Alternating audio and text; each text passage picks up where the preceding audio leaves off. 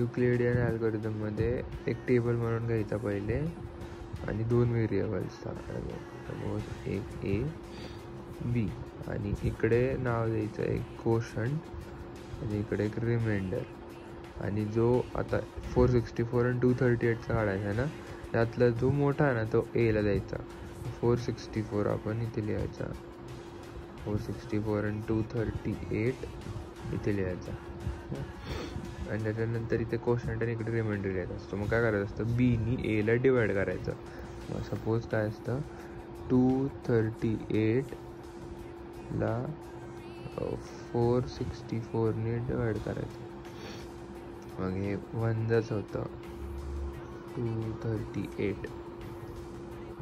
हां, ते किती होतं,